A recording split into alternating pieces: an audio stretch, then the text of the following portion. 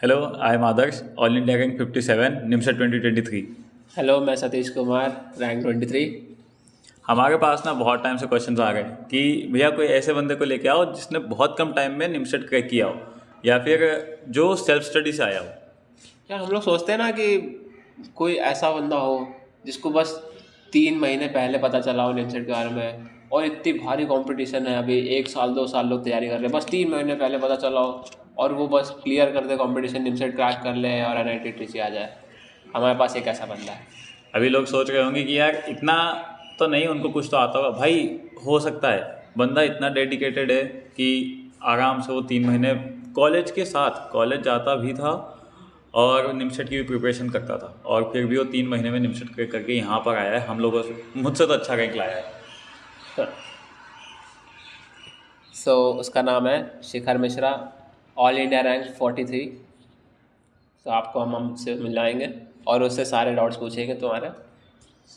चलो सेट की तरफ चलते हैं। तो ये है शिखर मिश्रा, ऑल इंडिया रैंक 43। तो बिना किसी देरी के अपन शुरू करते हैं सीधे क्वेश्चंस पे। सबसे पहला क्वेश्चन है यार, बहुत सारे बच्चे पूछते हैं अब बिना कोचिंग के हो सकता है कि नहीं हो सकता, आज जवाब देते हैं। देखिए, बिल्कुल हो सकता है बिना कोचिंग के। अगर आपको कोई ऐसा कह रहा है कि आपको कोचिंग जाना ज़रूरी है या फिर किसी ट्यूटर के अंडर पढ़ना है तभी आप निमसेट क्रैक कर पाएंगे, तो वो बिल्कुल गलत बात है। यहाँ पे मैं आ जाऊँ, मैंने बहुत सारे लोगों को देखा है जो मेरे साथ में रहते हैं और जो बाद में मुझसे और अच्छी दोस्ती भी हुई उनसे, और मुझे पता चला कि काफ़ी लोग यहाँ पे बिना कोचिंग से ही आए हैं। और कुछ लोग जिन्होंने कोचिंग ज्वाइन भी की थी उन्होंने भी मेनली सेल्फ स्टडी से ही सीखा है। कोचिंग वो लोग खाली या तो टेस्ट सीरीज़ के लिए जाते थे या मतलब स्टार्टिंग में गए थे, बाद में उन्हें लगा कि कोचिंग की पढ़ाई से कोई असर नहीं होगा, तो एंड में मेनली सेल्फ स्टडी मैटर करती है यहाँ के, मैंने देखा है। तो कोचिंग का जो इफेक्ट होता है वो बहुत कम होता है। तो अभी ठीक है, बिना कोचिंग के पढ़ लेते हैं, ओके। पर एक दिन में, जैसे 3 महीने में प्रिपेयर किया था, तो एक दिन में कितना घंटा पढ़ाई होती थी? देखिए, लास्ट के 3 महीने मतलब इतना फ्री टाइम वैसे नहीं होता है, क्योंकि अगर आप यूजी में कुछ कर रहे हैं, लास्ट फाइनल सेमेस्टर है आपका, तो कॉलेज का भी जाना आना पड़ सकता है, एग्ज़ाम्स की तैयारी करनी होती है, तो दिन की पढ़ाई डेली की सेम नहीं होती है, चेंज होती रहती है। लेकिन तभी आप कोशिश करेंगे कि एवरेज 5 से 7 घंटा आप अपना प्रैक्टिस करें थ्योरी की, और उसके बाद टेस्ट सीरीज़ डेली नहीं तो अल्टरनेट या फिर हफ्ते में 2-3 बार टेस्ट सीरीज़ भी देते रहें स्टार्टिंग में। मतलब इनिशियली जो 3 महीने शुरू हो रहे हैं उनमें, फिर एंड में धीरे धीरे टेस्ट सीरीज़ की फ्रीक्वेंसी बढ़ाएंगे और पढ़ाई की फ्रीक्वेंसी कम होगी, तो उसके हिसाब से आपको मैनेज करना पड़ेगा। हाँ, हम थोड़ी सी एक बात क्लियर कर देते हैं कि शिखर मिश्रा BSc इन स्टैटिस्टिक्स कर रहे थे फ्रॉम दिल्ली यूनिवर्सिटी, और उन्होंने अपेयरिंग के साथ ही क्लियर किया है, ठीक है। फाइनल सेमेस्टर में इन्होंने लास्ट के 3 मंथ्स में ही प्रिपेयर किया है अपना निमसेट। यार, एक बहुत ही इम्पोर्टेंट बात हम लोग पूछते हैं जिसमें यार बहुत कम बातें होती हैं, एक स्लीप कितनी इम्पोर्टेंट है। इंपॉर्टेंस से पहले हम लोग देखते हैं कि स्लीप को नेगलेक्ट कितना करते हैं। जो मतलब स्टूडेंट्स होते हैं कॉलेज में, यहाँ भी और प्रिपेयरिंग के टाइम पे भी, लोग सोचते हैं कि कम सो लेते हैं, थोड़ा हम लोग ज़्यादा पढ़ लेंगे, अभी कम सोएंगे, बाद में टाइम मिल जाएगा, लेकिन वो चीज़ थोड़ी सी हानिकारक होती है हमारी सेहत के लिए। मतलब वो तो जनरल है, लेकिन जब हम लोग कोई चीज़ सीख रहे हैं, ठीक है, तो अगर हम लोग अच्छे से दिन भर पढ़ते हैं, फिर रात में अगर हम लोग अच्छी नींद नहीं सोएंगे, तो जो उसका आउटपुट होगा, वो एफिशिएंसी होगी उस आउटपुट की, वो काफ़ी रिड्यूस्ड होगी। तो मैं कहूँगा कि स्लीप काफ़ी ज़रूरी है।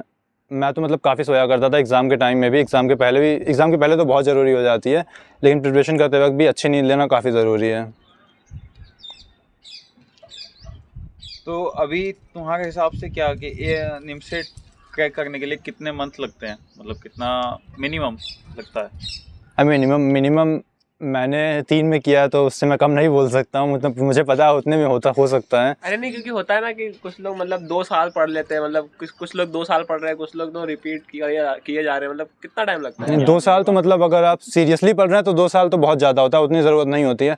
कुछ लोग करते हैं, मतलब ऐसा होता है कि मतलब इतना वो लोग नहीं दे रहे होते उसमें टाइम अपना, तो लग जाता है कि कम पढ़ रहे होते हैं, और चीज़ों में भी उनको पार्टिसिपेट करना होता है, क्लासेस होती, कॉलेज होता है, तो वो धीरे धीरे करते हैं, तो 2 साल ठीक हो जाता है। लेकिन अगर जनरली आप सोच रहे हैं कि मुझे डेडिकेशन से निकालना है निमसेट एग्ज़ाम, तो आप वही 9 से 12 महीने लाइक मैक्सिमम देना चाहिए आपको, उससे ज़्यादा नहीं देना चाहिए। मिनिमम तो डिपेंड करता है आपको पहले कितना आता है उस पर। देखो, अभी यहाँ पे एक बात आएगी कि वापस से लोग कुछ कमेंट में बोलेंगे आदर्श भाई आपने भी बहुत टाइम दिया है निमसेट को, तो इसलिए मैं पहले बोल देता हूँ कि निमसेट मैंने इतना टाइम दिया है, इसलिए मैं आज जाके बोल सकता हूँ कि नहीं, इतनी ज़रूरत नहीं होती है। वो कहीं आप कुछ गलत बातों में उलझ जाते हो और फिर पढ़े जा रहे हो, बस भेड़ चाल चलते हो, वैसा नहीं होता है। मिनिमम मतलब जैसे मैं अपना बोलता हूँ, जिसका मैथ्स थोड़ा वीक था, तो 10 महीने बोल सकते हो कि 10 महीने मिनिमम चाहिए होते हैं। हाँ बेसिकली वो है ना कि जो आप बोल रहे थे कि डायरेक्शन इंपॉर्टेंट होता है बेसिकली। टाइम तो डिपेंड करता है कि आप सही डायरेक्शन में अगर पढ़ रहे हैं तो आप जो बेसिकली वेस्ट जितना टाइम वेस्ट हो रहा है वो कम कर लेंगे तो कम से कम टाइम में हो जाएगा। अगर आप गलत डायरेक्शन में जा रहे हैं या कोई बता रहा है ऐसे पढ़ना है, कोई कह रहा है ऐसे करना है, तो फिर नहीं हो पाएगा, फिर तो मुश्किल हो जाएगा। और इस बात का लिविंग प्रूफ मैं ही हूँ। मैंने 10 महीने में क्लियर किया NIMSET। तो चलो नेक्स्ट साल में बढ़ते हैं, ये तो हो गया। तो यार ये बताओ कि कुछ प्री रिक्विजिट होते हैं NIMSET प्रिपरेशन शुरू करने से पहले? कुछ आना चाहिए बच्चे को, कुछ नहीं आना चाहिए? और तेरे को क्या आता था, तेरे को कितना आता था? मैंने स्टैटिस्टिक्स में मतलब जो मैथ्स थी वो बेसिकली प्रूफ और डेरिवेशन वाली मैथ्स थी। निमसेट में जैसे आती है आपको 4 ऑप्शन MCQ टाइप के होते हैं, वैसी मैथ्स नहीं थी। तो उस टाइप की मतलब मेरी प्रैक्टिस बिल्कुल उस टाइम तक छूट चुकी थी जब मैंने प्रिपरेशन शुरू की थी। बेसिकली मैंने जितना 11th-12th में किया था, JEE के टाइम पे थोड़ा बहुत प्रिपरेशन किया था मैंने मैथ्स का, तो वो वाली मैथ्स मुझे बेसिकली थोड़ा बहुत आती थी दिमाग में, तो रिवीजन जल्दी जल्दी उसका हो सकता है। कॉन्सेप्ट्स बिल्कुल नया नहीं थे स्टार्टिंग में, इन कंपैरिजन टू अगर कोई बिल्कुल स्क्रैच से शुरू कर रहा है और 3 महीने बचे हैं तो उसके लिए काफ़ी डिफिकल्ट हो जाएगा कि सारे टॉपिक उसे समझना है, उसकी प्रैक्टिस करनी है, फिर क्वेश्चंस लगाने हैं और फिर पेपर उसके टेस्ट सीरीज देनी है, तो वो ज़्यादा स्टेप्स हो जाते हैं। तो यही है कि नॉर्मली 11th-12th में मैथ्स सबने पढ़ी होती है, तो मतलब बहुत कम बंदे होंगे जिन्होंने नहीं पढ़ी होगी पहले तो। और जिन्होंने नहीं पढ़ी है बेसिकली उनको थोड़ा टाइम तो ज़्यादा लगेगा, पहले उनको अपने बेसिक्स क्लियर करने पड़ेंगे, फंडामेंटल्स स्ट्रॉन्ग करने पड़ेंगे, क्योंकि 11th-12th की मैथ्स में भी basically 9th, 10th, 8th, 7th ये वाले कॉन्सेप्ट भी यूज़ हो रहे होते हैं। तो पूरा बेसिकली क्यूमुलेटिव होता है कि एक कॉन्सेप्ट के ऊपर दूसरा कॉन्सेप्ट बिल्ड हो रहा है। तो आपको जितना पहले से आता होगा उतना आप जल्दी कैच करेंगे नई चीज़ों को और नए क्वेश्चंस को समझ पाएंगे जल्दी से। तो प्री रिक्विजिट कोई ज़रूरी नहीं है, लेकिन जितना आता है आपको उतना फ़ायदा ज़्यादा होगा, वो तो है। एग्रीड। तो चलो अभी इतना सब तो पता लग ही गया है। अभी तुम्हारी लास्ट 3 मंथ में क्या स्ट्रेटेजी थी? लास्ट 3 मंथ में स्ट्रैटेजी मेरी यही थी कि मतलब मैंने तो जैसे जैसे पढ़ रहा था वैसे सीख रहा था एग्ज़ाम के बारे में और चीज़ें कि ये होता है, इस टाइप के पैटर्न होते हैं, ऐसे फॉलो करना चाहिए। तो मुझे पहले से सारी नॉलेज नहीं थी कि उसी में स्ट्रैटेजी बना लूँ। मैं तो मतलब पढ़ते पढ़ते स्ट्रैटेजी अपनी बिल्ड कर रहा था। तो तुमको NIMSET के बारे में कब पता चला, ये बताओ? निमसेट के बारे में मुझे पता चला था बेसिकली फरवरी एंड में 2023 के। बेसिकली तब मैंने डिसाइड किया था कि मुझे कंप्यूटर साइंस से रिलेटेड कोई डिग्री करनी है। उससे पहले मतलब मेरा कोई वैसा प्लान नहीं था डायरेक्टली, मैं स्टैटिस्टिक्स कर रहा था, सोचा था फ्यूचर शायद इसी में करूँ, लेकिन फिर मैंने थोड़ा बहुत CS अपने आप किया तो मुझे लगा कि उसमें भी जाकर ट्राई कर सकता हूँ मैं। फिर मैंने उसके बारे में अपने भैया से बात की और मैंने थोड़ा बहुत गूगल रिसर्च की। मैंने देखा NIMSET एग्ज़ाम होता है, NITs भी कंडक्ट कराते हैं, मतलब अच्छे कॉलेज अगर करा रहे हैं तो मतलब उसमें जाने लायक है। तो उसके बारे में मुझे पता चला, फिर मैंने भैया से बात की, उन्होंने कहा कि ठीक है उसकी तैयारी करो। फिर भाई मार्च से मैंने तैयारी शुरू कर दी थी, बिगिनिंग से ही। मार्च, अप्रैल और मई, जून में एग्ज़ाम था। तो तुम्हारी स्ट्रैटेजी क्या था फिर 3 मंथ्स की? स्ट्रैटेजी मेरी ऐसे बन रही थी कि मैं स्टार्टिंग में मैंने क्वेश्चन सॉल्व करने शुरू किए थे, बेसिकली पेपर का पैटर्न अंडरस्टैंड करना शुरू किया था। मतलब अभी तो जो लोग कर रहे हैं उनको काफ़ी हद तक पता होगी ये चीज़ें, ऐसा नहीं कि बिल्कुल पेपर पहली बार देख रहा हूँ, 3 महीने में पहले से देखा होगा जनरली। तो पेपर का पैटर्न देखा मैंने क्वेश्चंस के लेवल देखे, मैंने सारे टॉप सिलेबस देखे, कौन कौन से टॉपिक से क्वेश्चन आते हैं। काफ़ी यूट्यूब पे मैंने वीडियोस देखी स्टार्टिंग में कि बस ये समझने के लिए पूरे एग्ज़ाम का जो सिस्टम क्या है, कि टॉपिक कौन कौन से क्वेश्चन है, कौन कौन से चैप्टर्स इंपॉर्टेंट है, वेक्टर कर लो या वो कर लो, उसमें ज़्यादा क्वेश्चन आ रहे हैं। अच्छा, और इसमें मतलब कितना टाइम लग रहा था ये प्रोसेस? लाइक ये चीज़ें पूरी करने में मुझे 15-20 दिन लगे थे स्टार्टिंग के, यही चीज़ें पूरी डिस्कवर करने में एग्ज़ाम के बारे में। उसके बाद मैंने धीरे धीरे मतलब स्ट्रैटेजी मेरी बनती गई, मैं पढ़ता गया। कि स्टार्टिंग में तो मतलब सिंपल था कि पढ़ो, अभी कुछ पता नहीं कैसे करना है, और साथ में से यूट्यूब में तो काफ़ी रिसोर्सेज है। कोचिंग नहीं करने का मतलब ये नहीं कि आप फिर किसी को फॉलो नहीं करेंगे, क्योंकि डायरेक्शन आपको मिलेगा कहाँ से। तो यूट्यूब पे काफ़ी चैनल्स हैं जो मतलब NIMSET से भी डेडिकेटेड या सिर्फ मैथ्स के लिए फोकस्ड हैं। वहाँ पे आप मतलब देख सकते हैं जो मतलब एक्सपीरियंस लोग हैं या फिर जो ट्यूटर्स है कोचिंग के, जो मतलब बिना किसी पैसे के आपको पढ़ा रहे हैं, तो मतलब ज़्यादा अपने प्रॉफिट के बारे में नहीं सोच रहे हैं, वहाँ पे सच में आपको कुछ बताना ही चाहते हैं एक्चुअली में। और जैसे आदर्श जैसे यूट्यूबर्स भी हैं जो मतलब गाइड कर रहे हैं आपको, तो काफ़ी रिसोर्सेज हैं। आप ऑनलाइन जाके अगर देखेंगे तो वहाँ से आपको डायरेक्शन मिल सकता है। तो मैंने वहाँ से देखा कि मतलब लोग बता रहे हैं कि पेपर है उसको आपको किस तरीके से करना है। पेपर का मतलब जैसे दिया है तो पहला पास में देखें, फिर सेकंड पास में पहले इजी क्वेश्चंस किए, फिर थोड़े से हार्ड क्वेश्चंस किए, फिर उस लास्ट में टाइम बचा तो सबसे हार्ड किए। तो मैंने ये चीज़ें देखी, तो मैं उसके बाद जब पेपर करता था सॉल्व कोई भी टेस्ट सीरीज़ या कुछ भी PYQ, तो मैं उसी टाइप से करने की कोशिश करता था। पढ़ाई के लिए मेरा यही था कि मैंने टॉपिक्स डिवाइड किए थे मैथ्स में, कि स्टार्टिंग से मतलब बेसिकली लीनियर ऑर्डर में लिया था वैसे मैंने, कि ये टॉपिक उसके लिए ज़रूरी था। कैलकुलस से पहले अलजेब्रा करना है, फिर मैंने देखा कि अलजेब्रा की सारी चीज़ें हो रही हैं, फिर मैं गया कैलकुलस पे गया, कैलकुलस की सारी चीज़ें हो रही हैं। और बेसिकली जो मैंने PYQ को एनालाइज़ किया बेसिकली, कि इस टॉपिक से ऐसे ऐसे क्वेश्चंस आ रहे हैं, इस साल ऐसे ऐसे क्वेश्चंस आ रहे हैं, ये सारी एनालिसिस करनी पड़ती है देखने के लिए कि बेसिकली किस चीज़ पे ज़्यादा आपको फोकस करना है। तो उसके अकॉर्डिंग मैंने पढ़ाई शुरू की थी अपनी। मैंने उन टॉपिक्स को किया पहले। अब लास्ट के टाइम में इतना तो होता नहीं कि आप सब बुक्स पकड़े हैं सारे, उसके क्वेश्चंस लगाए, इतना टाइम बचता नहीं है बेसिकली। तो मैंने जैसे मेनली मैंने स्टडी करता करता जब टेस्ट सीरीज़ लगाता था, PYQ करता था, उसके साथ ही सीखता रहता था पहली चीज़। लेकिन अब जैसे वो टॉपिक नहीं आता है तो मैं जाता था उस टॉपिक के बुक में कुछ क्वेश्चंस लगाता था।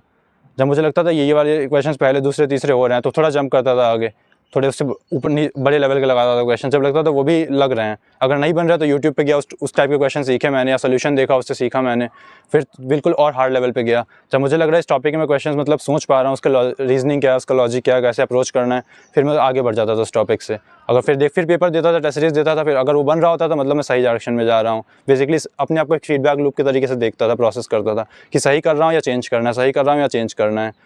क्योंकि स्ट्रैटेजी मतलब हर इंसान की अलग होती है। मैं पूरी स्ट्रैटेजी अपनी बता, आपको अपने आप को एनालाइज करना होगा, आप जो पढ़ रहे हैं, आपका जो डायरेक्शन है वो आपके लिए सही है या नहीं।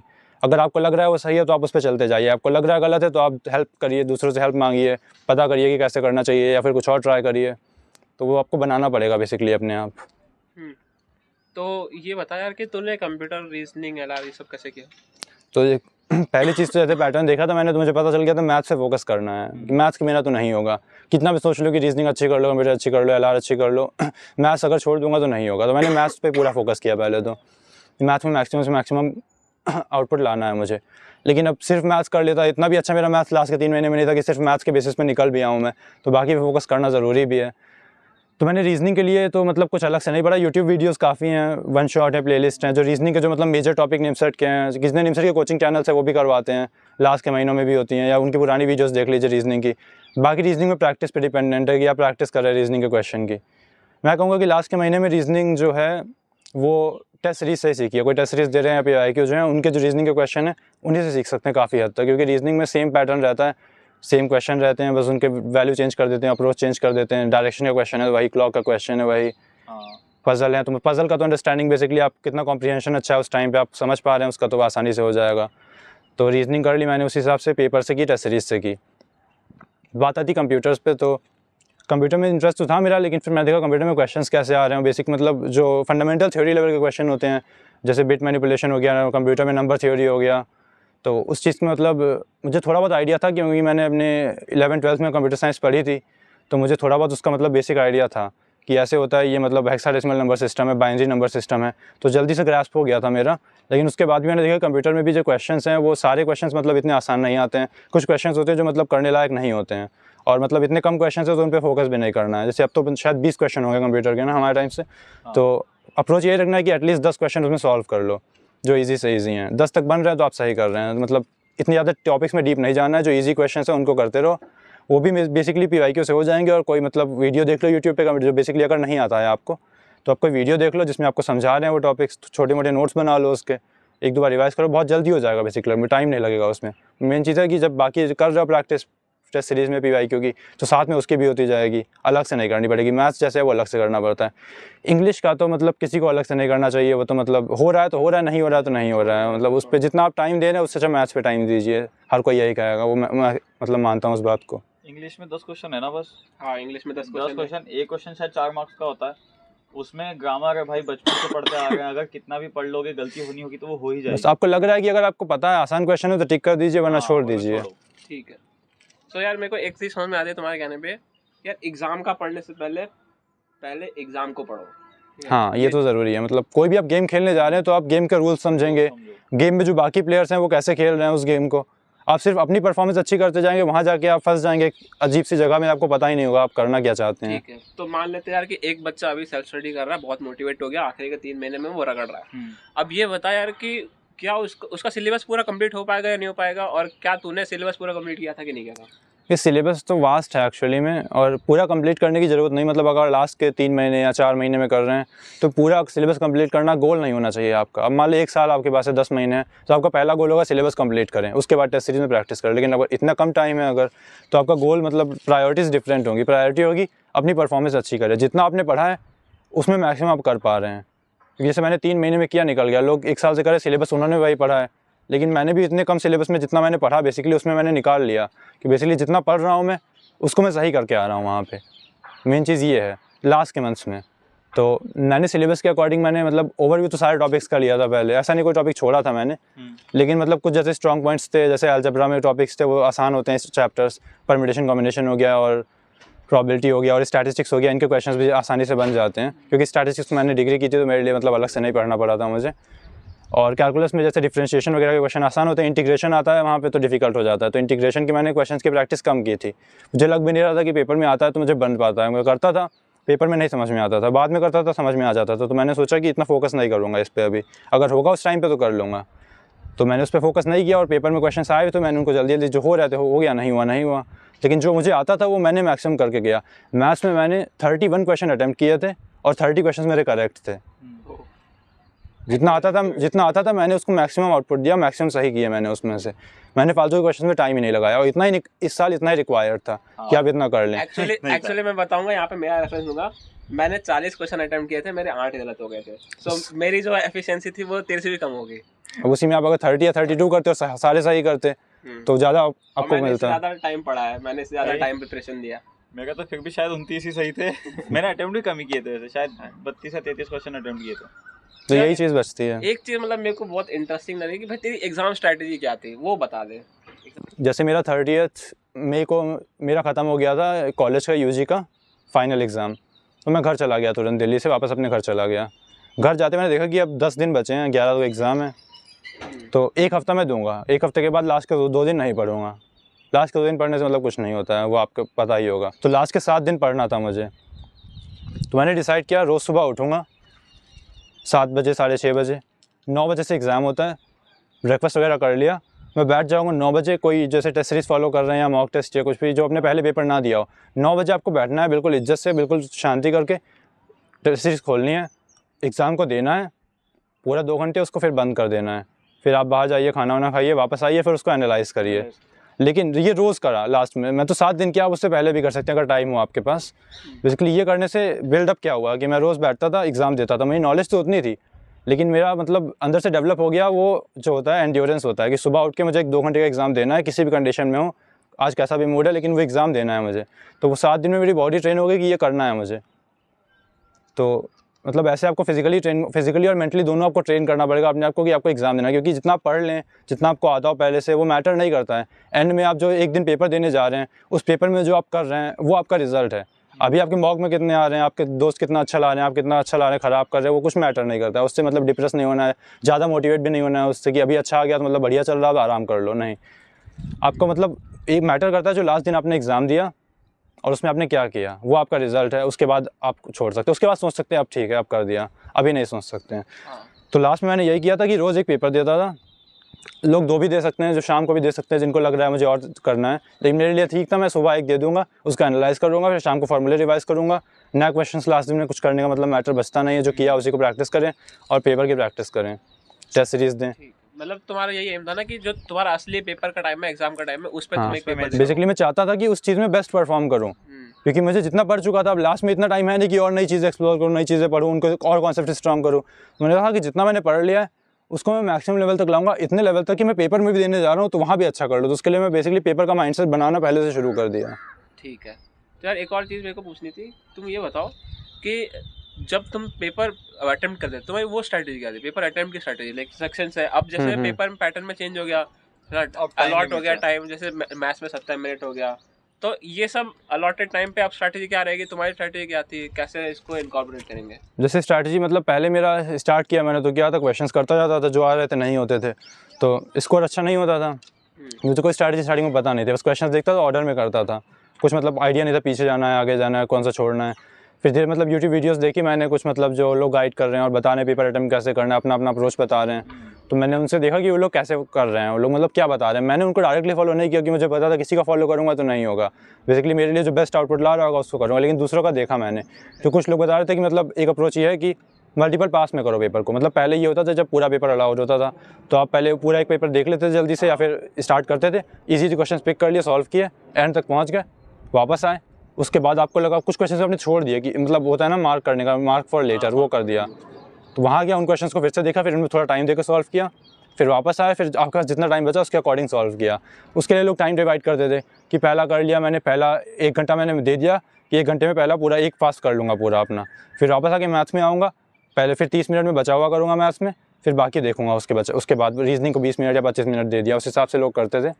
बहुत मतलब सबकी स्ट्रैटेजी ऐसी थी, मेरी भी स्टार्टिंग में ऐसी थी कि मैं देखूंगा मल्टीपल पास में करूँगा, लेकिन वो मैं करता था कभी हो नहीं पाता था मुझसे, क्योंकि मैं जाता था करता था, दूसरे पास तक आते आते मैंने काफ़ी टाइम दे दिया होता था मुझे लगता था। तो मैंने फिर थोड़ा थोड़ा चेंज करना शुरू किया बेसिकली, कि पहले मैंने किया मैथ्स में आऊँगा, एंड तक जल्दी जल्दी पिक किया, क्वेश्चंस कर लिए, फिर वापस मैथ्स में चला गया मैं, फिर से मैंने देखा कि ये क्वेश्चन बचे वो किए।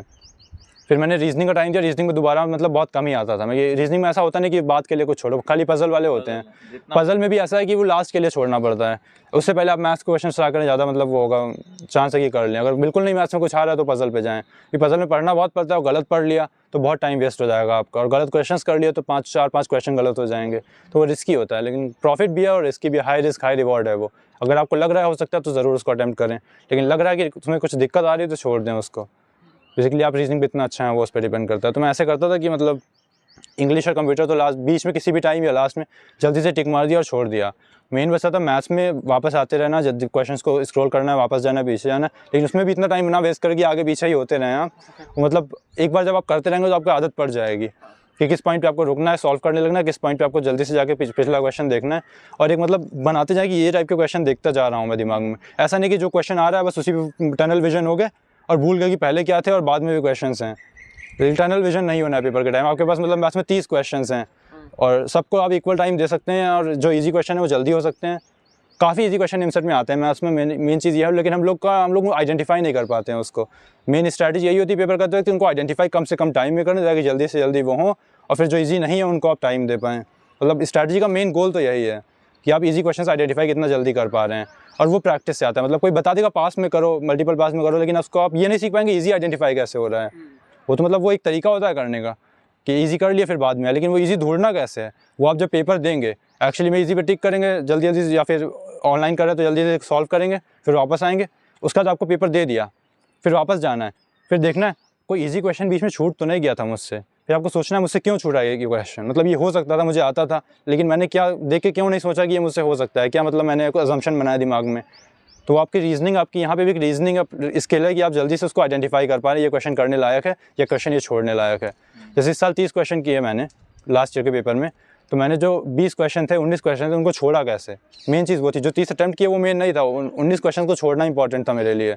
अगर मैं 19 पे टाइम दे देता तो ये 30 हो ही नहीं पाते ना मेरे। और ये मतलब मेजर स्ट्रैटेजी मैथ्स में होती है। रीजनिंग की स्ट्रैटेजी तो आपका, रीजनिंग सबका अलग होता है, कुछ लोग का स्ट्रांग होता है, कुछ लोग का वीक होता है, कुछ लोग का पार्शल होता है, कुछ पार्ट स्ट्रॉन्ग है, कुछ पार्ट वीक है, तो आप उस हिसाब से करें। रीजनिंग में अभी ना सोचो बहुत अच्छा बनना है, जिस लेवल पे थोड़ा सा उससे और ऊपर चले जाएं बस, और बाकी प्रैक्टिस करते रहें। और इंग्लिश और कंप्यूटर तो बस जल्दी जल्दी करना है, दोबारा उसको देखना भी नहीं है। यार एक क्वेश्चन बहुत पूछते हैं बच्चे जब जो सेल्फ स्टडी करते हैं, यार दिन में कितना घंटा टाइम दे, तो कितना दिन में टाइम देता था, अगर तो कोई याद हो तो। मेरा तो मतलब कॉलेज चल रहा था, कभी कभी कॉलेज जाना पड़ता था, फिर एग्ज़ाम आ गए थे लास्ट के मंथ में, पहले 2 महीने पढ़ा, लास्ट मंथ में एग्ज़ाम थे तो उसमें टाइम कम हो गया था। लेकिन जनरली वही मैंने स्टार्टिंग में बताया था कि 5 से 7 घंटा पढ़ाई कर सकते हैं। अगर आपको टाइम मिल रहा है डेली, मतलब मिल रहा है, एक्चुअली में नहीं मिल रहा है तो कुछ नहीं कर सकते, लेकिन टाइम अवेलेबल है आपके पास, निकाल सकते हैं। मतलब फालतू का टाइम कम कर ले, सोशल मीडिया कट ऑफ कर दे, तो पता ही हो, मतलब करना होना ही चाहिए। तो टाइम जो निकल रहा है उसमें 5 से 7 घंटा आप मतलब सीरियसली अगर डेडिकेटेड पढ़ाई कर लें, 5 घंटे भी अगर सीरियसली डेडिकेटेड पढ़ रहे हैं तो काफ़ी मतलब हेल्प करेगा वो आगे चल के। फिर धीरे धीरे वो टाइम कम हो जाता है, और पेपर को एनालाइज़ करने में टाइम देना है। पेपर 2 घंटे सॉल्व किया, लगभग 1 घंटे उसको देखा, जो नहीं किया, क्या गलतियाँ की उसको एनालाइज़ किया, उससे भी काफ़ी चीज़ें सीख रहे हैं ना, क्योंकि पेपर को करना, अटैम्प्ट करना कैसे करना, वो भी सीखना, मतलब बहुत इंपॉर्टेंट स्किल है निमसेट के लिए वो। यार ये भी बच्चे बोलते हैं ना कि मतलब काफ़ी प्रेशर कैसे हैंडल करें, डर कैसे हैंडल करें, क्योंकि बहुत कॉन्फिडेंस कम रहता है अगर जो सेल्फ स्टडी कर रहा है, और जो आखिरी के महीने में कर रहा है उनका तो सेल्फ स्टडी डूबा होता है पूरा। डर तो मुझे भी काफ़ी लग रहा था स्टार्टिंग में कि कैसे निकलेगा कैसे नहीं। पहला मतलब मेन डर तो ये पढ़ रहा था, तो डर था कि मैंने इतना कम पढ़ा है, लोग बहुत साल से पढ़ रहे हैं, तो मतलब क्या फ़ायदा है मैं जो कर रहा हूँ, इसके लिए मतलब क्यों पढ़ रहे हैं। तो मतलब उस टाइम तो मैंने मतलब ये दिमाग में सेट कर लिया था, मुझे नहीं सोचना है इस बारे में। मैंने बना लिया ये चीज़, ये एग्ज़ाम है, इसके लिए पढ़ना है, एग्ज़ाम देना है मुझे, एग्ज़ाम हो जाएगा फिर मैं सोचूंगा जो होना, क्या मैंने गलतियाँ की, क्या सही किया। अभी अगर मैं सोचने लगा फिर पढ़ाई का टाइम भी चला जाएगा, बाद में और रिग्रेट होगा। मतलब ये बेसिकली साइकिल बन जाएगी, इसको रिग्रेट किया, फिर उसको मैंने रिग्रेट किया, फिर उस चीज़ को रिग्रेट किया, कोई मतलब नहीं बचेगा। तो अभी मैंने सोचना छोड़ दिया था कि डरना भी नहीं है, अभी बस मुझे पढ़ाई करने पर फोकस करना है। अभी मैं पढ़ लूँगा, पेपर दूंगा, कॉलेज का काम करूँगा, निमसेट का एग्ज़ाम दूंगा, फिर मैं देखता हूँ कैसे क्या किया मैंने, उसके बारे में बाद में सोचूंगा मैं। मतलब ये तो प्रिपरेशन के टाइम था, लेकिन लास्ट में आते आते डर बढ़ता जाता है। जब एग्ज़ाम के दिन आ रहे हैं, आपको लग रहा है अब मैंने इतना कम पढ़ा या मुझे अच्छे से नहीं, टेस्ट जैसे टेस्ट सीरीज़ में, जैसे मैं अपना बताता हूँ कि जो मतलब ऐसे ऑनलाइन टेस्ट सीरीज़ थी, मेनली उसमें PYQ थे, वो बहुत मतलब बड़ी टेस्ट सीरीज़ नहीं की थी मैंने। तो मतलब PYQ थे और वो भी थे ऑनलाइन, तो मैं देख रहा था कि मैं कितना मतलब आउटपुट आ रहा है मेरा, उसको चेक करता था। काफ़ी मतलब डिमोटिवेटिंग भी एट टाइम्स होता था, जैसे कि 350 आ रहा है, 400 आ रहा है, वहीं तक रहता था। एक बार जैसे मेरा बीच में किसी पेपर में, जैसे उसके क्वेश्चन मैंने पहले किए हुए थे तो लाइक 600 तक पहुंच गया तो अच्छा भी लगा। उसके बाद लेकिन फिर से 550 400 फिर स्कोर डाउन हो गया मेरा। तो मुझे लग रहा था कि ऐसे तो यार निकलेगा नहीं, लेकिन मतलब क्या मोटिवेशन, लेकिन मैंने उस चीज़ को मतलब दिमाग में नहीं लिया। मैंने कहा फाइनल पेपर मेन है, अभी 400 आ रहा 450 आ रहा मतलब कुछ मतलब नहीं, 300 आ रहा है तब भी मतलब नहीं मुझे। प्रोग्रेस ट्रैक कैसे करता था फिर? प्रोग्रेस ट्रैक में करता था कि इस पेपर में मैंने ये देखता था कितनी चीज़ें आती थी और कितनी चीज़ें नहीं कर पाया। फिर अगले पेपर में देखता था इतनी चीज़ें मुझे आती थी लेकिन अब मैं कर पा रहा हूँ या नहीं कर पा रहा हूँ। मैंने जैसे बताया ना, पेपर को एनालाइज करता था ना बाद में। स्कोर से ट्रैक नहीं कर सकते ना, क्योंकि कुछ पेपर हार्ड होते हैं, कुछ ईजी होते हैं। ईजी पेपर में आप देखेंगे 500-600 स्कोर ला रहे हैं, मिनिमम ला रहे हैं। हार्ड पेपर में आप 350-400 भी ला रहे हैं तब भी एक तरीके से अच्छा स्कोर होता है। तो उस चीज़ को लिनियरली ट्रैक नहीं कर सकते कि हार्ड ईजी मीडियम पेपर का लेवल डिफरेंट होता है। तो आप यही ट्रैक कर सकते हैं कि आप पेपर का जो परफॉर्मेंस था, आपका परफॉर्मेंस है, और जिस पेपर में देने लायक परफॉर्मेंस था उसमें कितना गैप है और आपने कितना गैप कवर किया है बेसिकली पिछले टाइम से अब उस लेवल के पेपर में। तो ऐसे ट्रैक करता था बेसिकली प्रोग्रेस, यही बेसिकली देखता था मैं। फिर मैंने फाइनल पेपर में यही था कि 550 कुछ आए थे तभी मेरा मतलब क्लियर हो गया। तो मतलब इतना ज़्यादा मैं 600 के ऊपर सोच रहा था, उतनी ज़रूरत भी नहीं पड़ी बेसिकली वो तो पेपर पर डिपेंड करता है उस टाइम में आपका माइंडसेट क्या है और पेपर का लेवल क्या है और बाकी लोग उसको कैसे अप्रोच करेंगे पेपर को। तो टेंशन नहीं लेनी है स्कोर के बारे में अभी।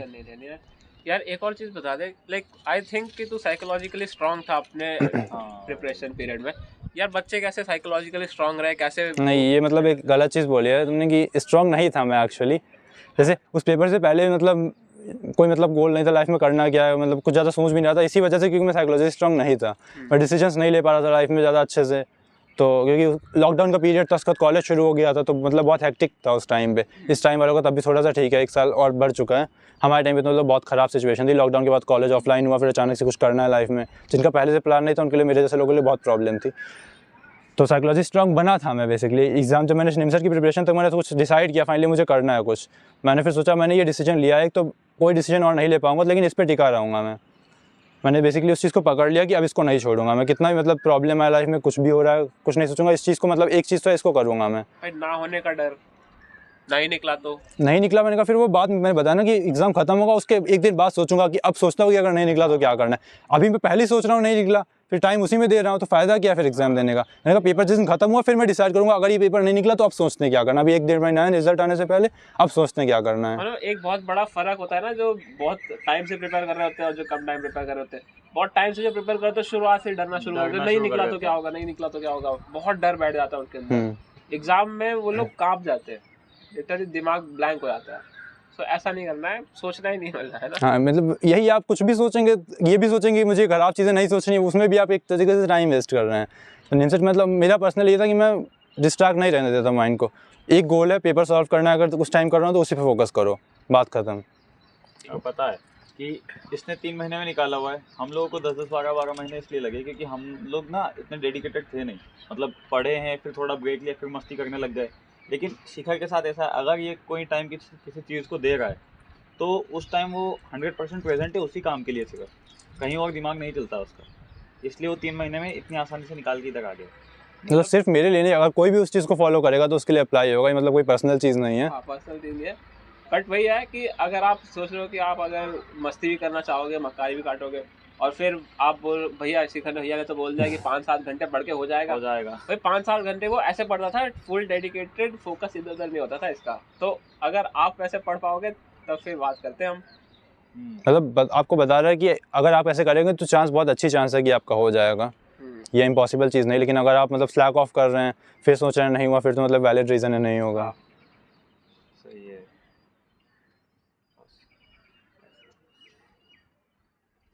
शायद हम लोगों ने सारी इन्फॉर्मेशन निकाल ली है इसके दिमाग से।